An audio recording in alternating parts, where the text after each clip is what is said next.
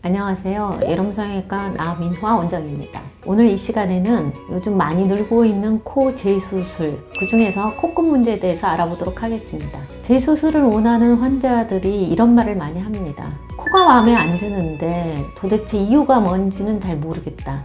이런 경우 대부분 코끝 모양에 문제가 있는데요. 얼굴의 조화가 깨져서 코끝 모양이 이상하다 보니까 뭔가 마음에 들지 않는 겁니다. 예를 들어서 얼굴 전체와 코아의 조화가 깨지고 코 안에서의 콧대와 콧망울과 콧볼의 조화가 깨지기 때문에 뭔가 어색한 겁니다. 그래서 오늘은 케이스 사진을 통해서 어떻게 조화가 깨지고 코끝 모양이 어떻게 변형이 되는지 알아보도록 하겠습니다.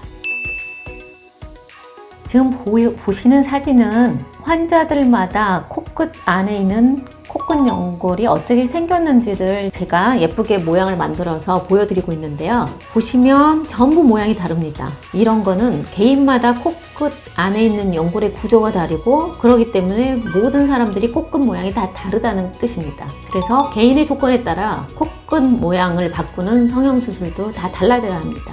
이분도 보시면 코끝이 복코인데요. 이렇게 코 안에 연골이 있고 이 연골이 크니까 코끝이 복코 형태로 크게 보입니다. 그래서 이 연골을 어떻게 예쁘게 만드는지가 코끝 성형에 해당이 됩니다. 코끝 성형을 하는데 어떤 문제가 생기는지 보도록 하겠습니다. 이 사진은 보시면 코끝이 좀 붉게 보입니다. 이분은 콧대랑 코끝이 전반적으로 살짝 붉고 이분은 코끝이 많이 붉은데요. 이런 경우는 대부분 코끝이 버티지 못할 정도로 높이를 많이 높이거나 어느 한 포인트에 텐션이 걸려서 그 부위의 진피가 손상이 되고 이렇게 붉어지는 것입니다. 다음 사진은 코끝이 굉장히 짧고 들려 있는데요. 이런 분들은 대부분 수술하기 전부터 코끝 연골이 작고 약하고 짧은 경우가 많습니다. 그런데 코 수술할 때 무작정 높이에만 중점을 둬서 무작정 높이다 보면 더 심하게 코가 들리고 콧구멍이 들리는 이런 변형이 오게 됩니다. 다음 사진은 보시면 코끝 부분에 이렇게 뭔가 튀어나와 보이죠? 이거는 아마도 코끝에 이식한 연골들이 피부를 통해서 바깥으로 보이는 건데요. 이 이식한 연골을 정교하게 깎아서 그 모양에 맞춰서 잘 올려줘야 되는데 이렇게 무조건 코끝을 날씬하게 만들기 위해서 이렇게 뾰족하게 넣으면 이런 피부가 얇아지고 붉어지고 보이는 이런 변형이 생길 수 있습니다.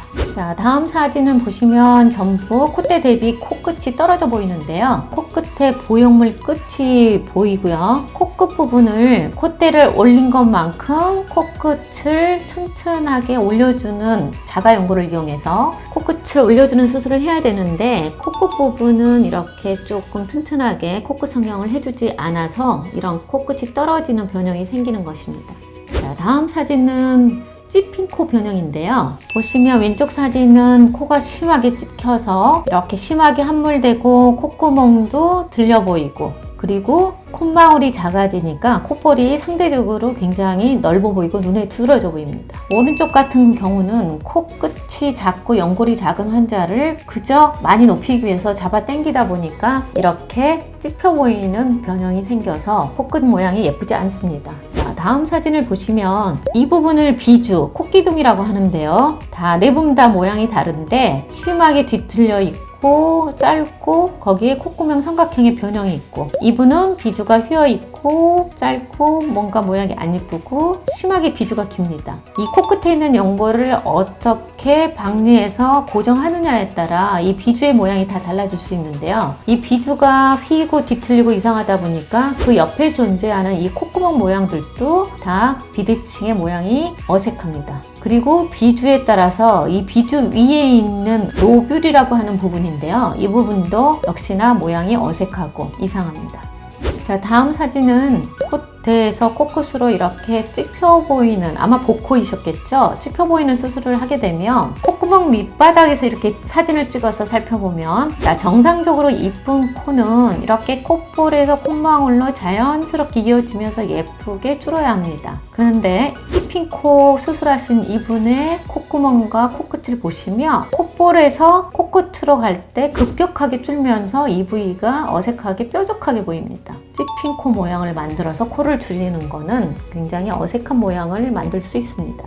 자, 이 사진을 보시면 이 사진도 찌핑코의 일종이라고 할 수 있는데요. 보시면 망울을 줄이기 위해서 무작정 줄이다 보니까 전반적으로 이상한 형태의 삼각형의 코 모양입니다. 정면에서도 모습이 이상하지만 제가 보여드리고 설명하고 싶은 부분은 이 부분인데요. 비주와 코끝의 어떤 비율을 말씀드리고 싶습니다. 정상적으로 예쁘려면 비주와 코끝이 1대 1이거나 아니면 1대2 정도가 가장 예쁜 코끝인데, 이 사진을 보시면 비주에서 코끝이 1대2나 1대3 정도를 돼서 코끝이 굉장히 무거워 보입니다. 그리고 들려 있고요. 그쵸? 오른쪽 사진을 보시면 수술을 통해서 1대1로 코끝을 잘 만들다 보면 오똑하고 예쁜 코끝이 되는 것입니다.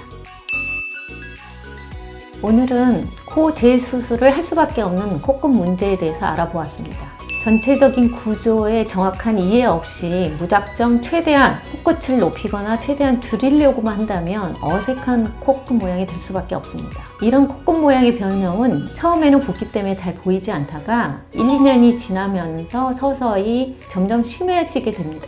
오늘 이 영상을 보신 분들은 안전한 재료를 사용해서 본인 코에 잘 맞는 그런 코 성형을 받으셔서 재수술 없이 한 번에 자연스럽고 예쁜 코를 가지시길 기원합니다.